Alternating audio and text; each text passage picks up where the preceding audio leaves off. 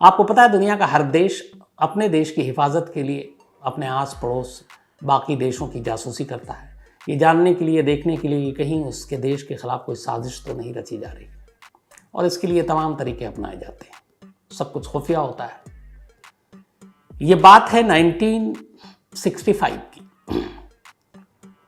और ये कहानी एक ऐसी जासूसी की है जिस पे किताब भी लिखी गई है और इसका एक ख़तरा है जो आज इतने सालों के बाद 35, 20, 55, 57 साल के बाद भी वो ख़तरा बरकरार है। कहानी एक ऐसे न्यूक्लियर डिवाइस के खोने की है जो करीब 75 से, कुछ लोग कहते हैं 75, कुछ एक्सपर्ट्स का मानना है 87, 75 या 87 साल जिसकी लाइफ है वो जिंदा रह सकता है। और इस दौरान में अगर गलती से वो कहीं पानी के जरिए निकल पड़ा तो ना मालूम कितनी बड़ी तबाही होगी। वो न्यूक्लियर डिवाइस कहाँ है, सच में आज वहीं दबा हुआ है या फिर उसका कहीं और इस्तेमाल हो गया, ये पूरी जो रहस्य है, राज है, उसी की कहानी है जिसमें दो एजेंसियां जुड़ी हुई थी। एक अमेरिकी खुफिया एजेंसी CIA और दूसरी हमारी इंटेलिजेंस ब्यूरो IB। 1965 20 मई 20 मई 1965 की बात है जब पहली बार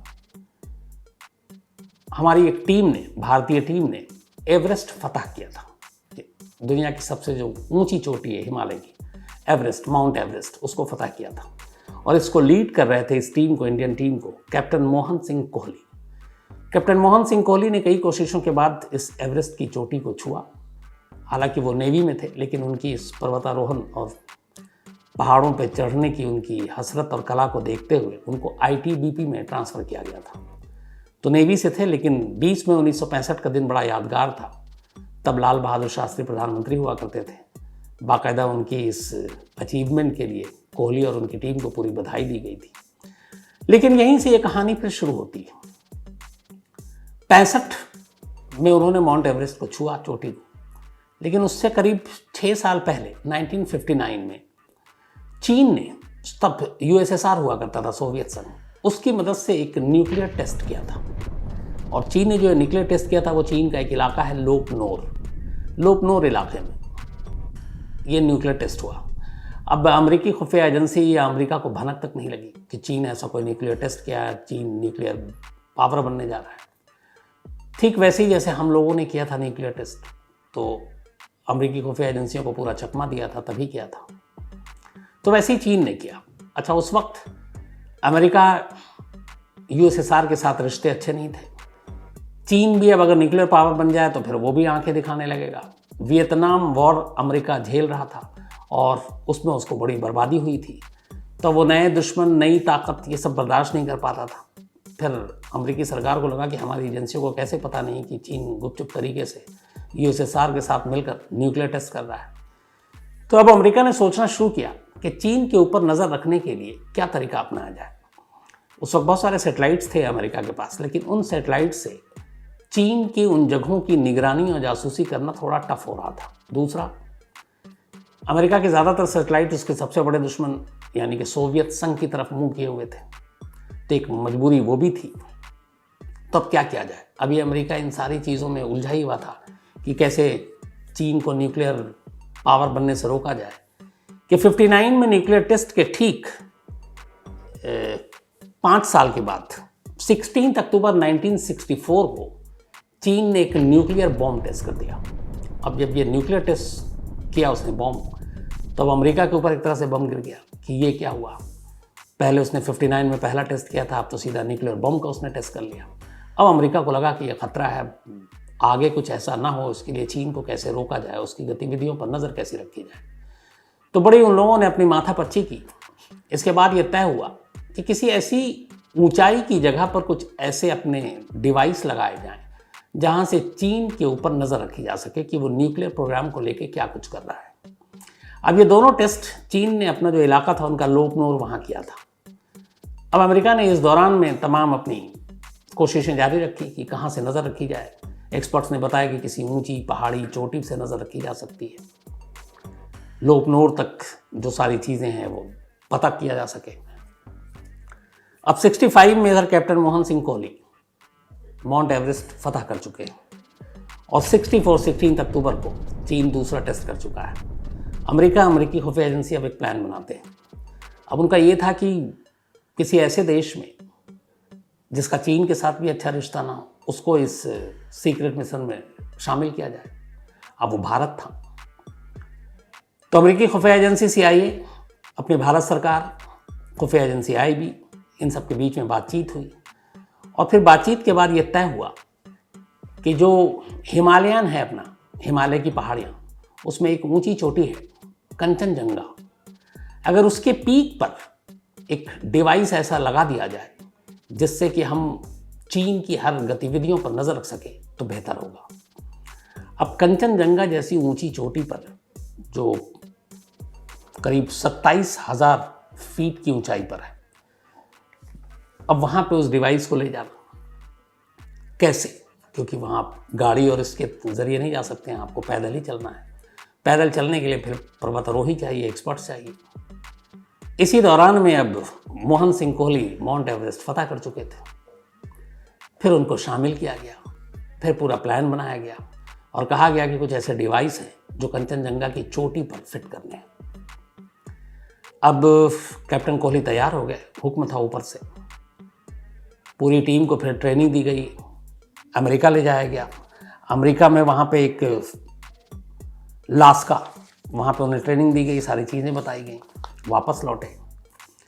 लेकिन जब ये सारे सामान जो ले जाने थे उसका जब भार तय हुआ तो पता चला कि ये काफ़ी वजनी है और इसको लेकर ऊपर चढ़ना कंचनजंगा की चोटी पर बड़ा मुश्किल काम है। एक तो मौसम ख़राब कभी हो सकता है, बर्फीली हवाएं चलती हैं, बर्फ़ एक तरह से उसकी आंधियाँ चलती हैं।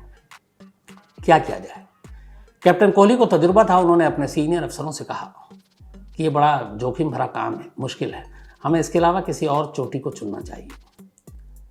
तो फिर तय हुआ कि और कौन सी? तो आखिर में नंदा देवी, जो हिमालयन की ही एक पहाड़ी, उसकी चोटी को चुना गया कई चीज़ों को देखते हुए। इस नंदा देवी की चोटी से चीन के उस लोपनोर शहर की दूरी 500 मील थी, करीब 700-800 किलोमीटर हुआ। और उस चोटी से वहाँ पे नज़र आसानी से रखी जा सकती थी और वहाँ जोखिम भी कम था क्योंकि उसकी हाइट भी कम थी।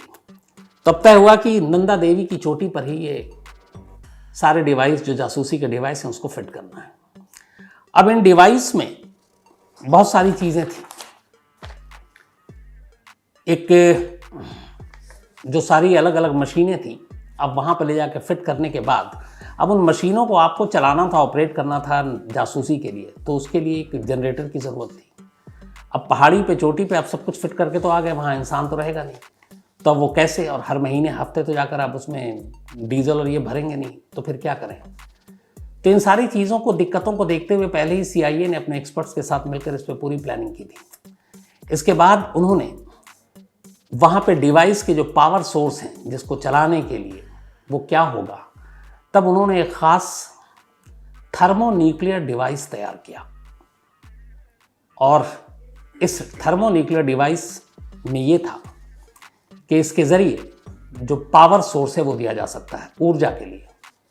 और ये एक बार फिट हो गया वहाँ, तो इसकी लाइफ करीब 75 से 87 साल के बीच में है, 75 to 87 ईयर ये लगातार ऊर्जा दे सकता है। अब ये सारी चीज़ें ख़ास डिज़ाइन के तौर पर तैयार की गई थी और उस जनरेटर को चलाने के लिए, जिससे बाकी सारे डिवाइस ऑपरेट होते हैं, थर्मोन्यूक्लियर जनरेटर का उसका नाम था snap 19C, system for nuclear auxiliary power. और इसमें 4 जो रिसीवर लगे थे मैसेज लेने देने के लिए, फिर एंटीना भी था। लेकिन ये एक तरह का न्यूक्लियर बॉम्ब नहीं था क्योंकि इसमें ट्रिगर नहीं था। ये सिर्फ और सिर्फ ऊर्जा देने के लिए उस जनरेटर को, जिससे जासूसी के बाकी उपकरण काम कर सके, ये ले जाया गया था। अब इन सारी चीज़ों में एक रॉड था और यही जो रॉड है, इस रॉड के अंदर प्लूटोनियम था जो ज़रूरी फ्यूल को पूरा करता, उसकी ज़रूरत को, जिससे जनरेटर की ऊर्जा को सप्लाई मिलती। अब उस रॉड में प्लूटोनियम 238 था, एक रेडियो एक्टिव फ्यूल। अब रेडियो एक्टिव फ्यूल न्यूक्लियर, इसका मतलब है कि अगर ये लीक हुआ या कहीं संपर्क में आया इंसानों के तो भयानक नुकसान है, जान जाएगी। लेकिन ये था कि ऊर्जा देनी है, तो इसीलिए इस न्यूक्लियर रॉड, एक तरह का आप आसान भाषा में अगर कहें, ये तैयार किया गया और इसको अब जाकर उस नंदा देवी की चोटी पर लगाना है ताकि ये वहाँ से जासूसी के सारे सिग्नल भेज सके। अमेरिकी राष्ट्रपति थे उस वक्त लिंडन जॉनसन, उन्होंने इस पूरे प्लान को सुना, समझा और उसके बाद इसको हरी झंडी दी। अब ये हुआ कि चीन की जासूसी करने के लिए नंदा देवी की चोटी पर जाकर इन सारे डिवाइस को फिट किया जाएगा और इसके लिए अलग अलग टीम बनाई गई। एक टीम वो थी जो ये सारा सामान लेकर उस चोटी पर पहुंचेगी, उस सामान को वहाँ छोड़ेगी, फिर दूसरी टीम आएगी जब ये बाहिफाजत सारी चीज़ें पहुँच जाएंगी और वो उन चीज़ों को इंस्टॉल करेगी, उसमें अमेरिकन भी। तब पहली टीम पहुँचती है जिसमें अपने मोहन सिंह कोहली कैप्टन, ये कुछ अमेरिकन और बाकी पर्वतारोही, और साथ में इन लोगों के जो थे वो ख़ासतौर पर पहाड़ पे चलने के लिए शेरबा, जो पहाड़ी होते हैं जो इन रास्तों पे ऊंची ऊंची चोटियों पे आसानी से चलते हैं। तब इन सारी चीज़ों को, सामान को लेकर ये लोग निकलते हैं नंदा देवी की यात्रा पर। और जो ये यात्रा शुरू हुई थी 24 सितंबर 1965, 24 सितंबर 1965 को नंदा देवी बेस कैंप से ये टीम रवाना होती है। और ये था लाटा, एक गांव है नंदा देवी से करीब 125 किलोमीटर की दूरी पर। तो यहीं से ये सारी चीज़ें शुरू हुई और 7 अलग अलग फेसों में इस पूरे सफ़र को पूरा करना था और सारी चीज़ों को इंस्टॉल करना था। तो जो सामान था उसके लिए शेरपाओं को रखा गया, जो पहाड़ी पे चलने के एक्सपर्ट्स होते हैं लोकल, शेरपाओं को वो दिया गया। वो जो पूरा न्यूक्लियर जनरेटर का वो सारा जो था सामान, उसका ही वेट था 57 केजी, 57 किलो के करीब। अब उन चीज़ों को ले जाना था, लेकिन उसमें ये भी कि रेडियो एक्टिव पदार्थ है तो, और वो जनरेटर, अब उससे गर्मी भी मिलती क्योंकि ऊर्जा आती है। तो जो शेरपा सारे ले जा रहे थे उन सभी को एक ख़ास बैज दिया गया था, क्योंकि वो उनके शरीर से टच करके, बल्कि शरीर पर उठा कर लेके चढ़ रहे हैं और वो ख़तरनाक है, न्यूक्लियर डिवाइस है। तो उनसे कहा गया था कि जैसे ही ये बैज अगर अपना कलर बदलने लगे तो आप फ़ौरन बताना, इससे पता चल जाएगा कि रेडियो एक्टिव जो है वो लीक हो रहा है, तो जान को खतरा हो सकता है। तो उन सभी को ये बैज दिया गया था। अब खैर इसके बाद 24 सितंबर 1965 को एक पूरी टीम शेरपाओं के साथ इन तमाम सामान को जासूसी के, जिसके लिए जो चीन के लिए जासूसी करते, नंदा देवी बेस कैंप से निकलते हैं इसी लाटा गांव से। और अब इन्हें 7 अलग अलग फेस में चोटी तक पहुंचना है। अब चढ़ाई शुरू हुई। बीच बीच में रास्ते में लगातार जो है कैप्टन कोहली वो अपने बॉसेस के संपर्क में भी हैं, आईबी के संपर्क में भी हैं, अमेरिकन उनके जो साथ हैं वो भी साथ में हैं। अब उनका ये था कि प्लानिंग यही थी कि ये सारा सामान चौथे कैंप, 4 फेस में करना था, वहाँ पहुँचाना था और फिर रख कर लौटना था। फिर आगे के काम बाकी लोग करते हैं, क्योंकि एक बार में इतनी चढ़ाई मुश्किल थी। अब चढ़ना शुरू किए, लेकिन करीब 24 सितंबर को चले थे ये। 18 और 6, 24-25 दिन हो गए चलते चलते उस नंदा देवी की चोटी पर। 25 दिन के बाद भी अभी अपनी मंजिल पर नहीं पहुंचे थे। लेकिन 18 अक्टूबर 1965 को अचानक, जब ये अभी चढ़ ही रहे थे, एक बर्फीली तूफान आया, बर्फ गिरने लगी, जो पहाड़ हैं सरकने लगे, दरकने लगे, रोशनी कम हो गई, विजिबिलिटी दिखाई नहीं दे रही है और एक बर्फ़ का तूफान सा आ गया। अब उसके बाद ये था कि यहाँ रुकना, तापमान, सारी चीज़ें ख़तरनाक। तो अब क्या करें इस बर्फीले तूफान में, और ये अचानक आया था और अब मंजिल ज़्यादा दूर नहीं थी। लेकिन अब ये था कि इस तूफान के ठहरने के बाद पता चला कि आगे जाना जोखिम भरा है। कैप्टन कोहली ने अपने अमेरिकी साथियों और एक्सपर्ट्स से सलाह मशवरा किया और फिर इन लोगों ने यह तय किया कि काम करते हैं, वापस लौटते हैं, क्योंकि आगे जाना जान गंवाना है, और फिर मौसम साफ़ होने के बाद वापस आएंगे। करीब सोचिए आप कि 24-25 दिन का सफ़र करने के बाद वापस लौटना पड़ रहा है इस तूफान की वजह से। बट लौटने से पहले अचानक कोहली के दिमाग में आया, कैप्टन साहब ने कहा कि हम इतनी दूर आ चुके हैं, अब वापस जाएंगे, फिर इतना वजनी सामान ये सारा लेकर शेरपाओं और हम साथ ऊपर आएंगे तो ये बड़ा और ज़्यादा तकलीफदेह होगा। तो एक काम करते हैं, जान हमारे ख़तरे में है, सामान तो हिफाजत से रहेगा, तो इन सामान को यहीं छोड़ देते हैं, जिसमें वो सारा रॉड, वो जो जनरेटर, बाकी डिवाइस, तब ये हुआ कि सबने कहा कि हाँ ठीक है ये, और वापसी में भी आपको निकलना है, ख़तरनाक मौसम है, इतना सामान वजनी लेकर आप जल्दी वहाँ से निकल नहीं सकते। तब ये हुआ कि चढ़ाई से उतरने से पहले इन सामान को यहीं कहीं रख दिया जाए। अब कहाँ रखा जाए?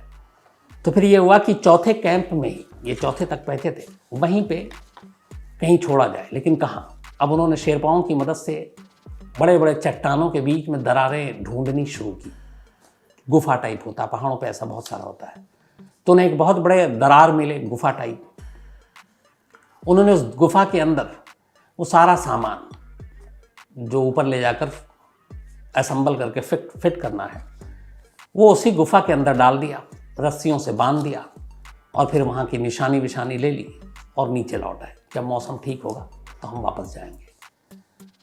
अब वो सारी चीज़ें, वो जो रेडियो एक्टिव पदार्थ है जो रॉड में, न्यूक जनरेटर है, वो सब उसी दरार के अंदर छोड़कर नीचे आ गए। अब ये था कि इसके बाद मौसम ख़राब, फिर सर्दी का मौसम आना शुरू हो और ज़्यादा। तो अब क्या करें? तो इंतज़ार लंबा होता गया। ये लोग नीचे आए थे 18 अक्टूबर 1965 को, मौसम ख़राब हुआ था, और फिर अक्टूबर के एंड तक नीचे आ गए थे। अक्टूबर, नवंबर, दिसंबर, ये तो जानलेवा है और इसमें जा नहीं सकते। जनवरी, फरवरी, मार्च भी आ गया। अप्रैल में बर्फ़ पिघलना शुरू होता है तो चढ़ना मुश्किल है। तो उसके बाद नवंबर, दिसंबर, जनवरी, फरवरी, मार्च, अप्रैल, 6 महीना इंतज़ार किया। 7वां महीना अब मई का आया। अब तारीख आ गई मई 1966। 6 महीने बाद मौसम साफ हुआ, खुला, बर्फ़ पिघल गया। अब ये लोग वापस ऊपर जाने का फिर से फैसला लेते हैं और पूरी टीम तैयार होती है। अब ये टीम, मौसम इस बार साफ था, वक्त से पहले पहुंच जाते हैं उसी चौथे कैंप पर। लेकिन चौथे कैंप पर जब जाते हैं तो सभी चौंक उठते हैं। जिस कैंप को छोड़ कर गए थे वहाँ का पूरा नज़ारा बदल चुका था। न वो दरारें थी, न वो चट्टान, न वो गुफा, मतलब लग ही नहीं रहा था कि ये वही जगह है। लेकिन उन्हें कुछ निशानी छोड़ी थी जिससे थोड़ा अंदाज़ा हुआ यही है। लेकिन सामान तो छोड़िए, जिस गुफा और जिस चट्टान के नीचे उन्होंने वो चीज़ें छुपाई थी, वो चट्टान तक गायब था। शायद बर्फीले तूफान ने उन सबको उड़ा दिया था। अब जब ये पता चला कि सामान गायब, चट्टान गायब, क्या करें? अब ये खबर दिल्ली आई, उसके बाद वॉशिंगटन पहुंची। पहली बार हवा खराब हुई, वो इसलिए कि अब पहले तो ये लगा जो टीम गई थी कि ठीक है सामान गायब हो गया, कोई नहीं यार, चलो दोबारा ले जाएंगे। लेकिन बहुत सारे लोगों को ये जानकारी नहीं दी गई थी कि एक्चुअल में जो सामान को ऊपर लेके जा रहे हैं उसमें क्या क्या खतरनाक चीज़ है। अब उसमें वो रेडियो एक्टिव रॉड था जिससे जनरेटर को ऊर्जा मिलनी थी, और वो एक न्यूक डिवाइस था, न्यूक्लियर डिवाइस। अब जब ये पता चला सामान गायब है तो CIA को इसकी सीरियसनेस का अंदाज़ा था। वहाँ की सरकार को पता चला, फिर अपने यहाँ सरकार को पता चला।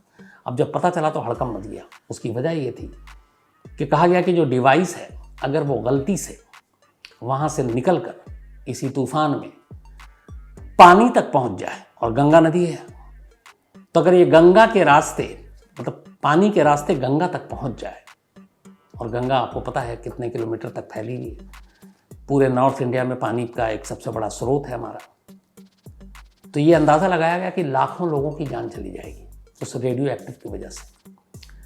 अब जब ये पता चला तो ये हुआ कि एक न्यूक्लियर हादसा हो सकता है इस देश में बहुत बड़ा। अब सभी के होश उड़ा दिए। अब सबसे बड़ी बात तो ये थी कि ये अगर बात फैल गई लोगों तक, मीडिया तक, तो क्या होगा? हड़कंप मच जाएगा, दहशत फैल जाएगी।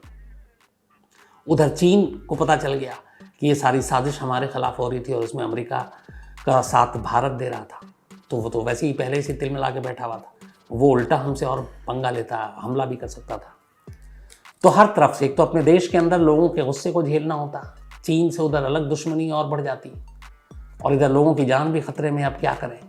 तो अब ये तय हुआ कि नहीं, उस डिवाइस को किसी भी तरह से ढूंढा जाए। अब उस डिवाइस को ढूंढने की बहुत कोशिश की गई, बहुत सारी टीम, कई साल लगा दी, लेकिन वो मिली नहीं। वो न्यूक्लियर डिवाइस कहाँ गई नहीं मालूम। इस दौरान में अब उधर अमेरिका की जो अपनी जिस मकसद से उसने उस डिवाइस को वहाँ तक ले गया था जासूसी के लिए, वो उस मकसद में फिर भी लगा रहा। और आखिर CIA की इस कोशिश के बाद उन्होंने 2 और ट्राई किया इसी नंदा देवी पर, और 2 और कोशिश के बाद उन्होंने उस डिवाइस को वहाँ फिट कर दिया जिससे चीन के ऊपर नज़र रख सके, उनकी न्यूक्लियर प्रोग्राम की जासूसी कर सके। तो नंदा देवी की पीक पर पहुँचा दिया बाकी के 2 कोशिशों के बाद। लेकिन उसमें फिर 4 महीने के बाद ख़राबी आ गई थी, उसके फ्यूल और बाकी चीज़ों में वो बंद हो गया। अब उसको ठीक करने के लिए फिर दोबारा टीम गई। फिर इसके बाद सोलर डिवाइस का इस्तेमाल किया गया न्यूक की जगह पर, ताकि कोई रिस्क ना हो। और इसी शर्त पे फिर भारत सरकार ने ये इजाज़त भी दी थी कि आप सोलर का इस्तेमाल करें। इस डिवाइस से कई सालों तक फिर CIA ने चीन के परमाणु प्रोग्राम की जासूसी की। लेकिन आज मतलब करीब 34, 20, 54 और 2 56 साल हो गए हैं, आज भी वो न्यूक डिवाइस कहाँ है? क्या वो नंदा देवी की पहाड़ियों में, बर्फीली पहाड़ियों के नीचे कहीं दफन है या कहीं और है? जब भी हिमालय दरकता है, उत्तराखंड से आपने देखा होगा, ये उत्तराखंड का ही पार्ट है, तो ऐसी तबाही आती है तो एक दहशत आज भी जिन लोगों को मालूम है, वो ये दहशत डराती है कि कहीं इस तूफ़ान में, इस बर्फीली तूफ़ान में पानी तक वो डिवाइस ना पहुंच जाए, जिससे ना मालूम कितना नुकसान होगा। हालांकि ज़्यादातर लोगों का मानना है, इस पर 2 थ्योरी है आज भी। एक ये है कि वो अब भी नंदा देवी की बर्फीली पहाड़ियों के नीचे दफन है वो डिवाइस। दूसरी थ्योरी ये है कि अमेरिका के जाने के बाद भारत ने अपनी तरफ से उसकी काफ़ी खोज की कोशिश की, और ये कंफर्म नहीं है, लेकिन ये कहा जाता है कि शायद भारतीय खोज दल ने उस डिवाइस को ढूंढ निकाला। और ये भी कहते हैं कि चूंकि उसमें प्लेटेनियम एक न्यूक डिवाइस था, उसको ढूंढ निकाला, और बाद में जो भारत ने न्यूक्लियर टेस्ट किया पहला, शायद उसमें उसका इस्तेमाल किया, उसका कुछ हिस्सा काम आया, और उस न्यूक टेस्ट में वो चीज़ इस्तेमाल किया गया। लेकिन ये खबर कंफर्म नहीं है, बट हाँ, इसको लेकर आज भी 2 ही थ्योरी है। एक कि वो न्यूक डिवाइस जो अमेरिका का था, नंदा देवी की पहाड़ियों में कहीं दफन है, मिला नहीं है, और दूसरा कि भारत सरकार को मिला और उसका इस्तेमाल हो चुका है। अब दोनों में से कौन सी बात सच है, दावे से कोई नहीं कह सकता, क्योंकि ये बहुत ही क्लासिफाइड चीज़ें हैं। तो ये थी एक न्यूक डिवाइस के खोने की कहानी, एक पड़ोसी देश की जासूसी की कहानी, और उस डिवाइस की कहानी जिसका आता पता आज भी इतने सालों के बाद नहीं है।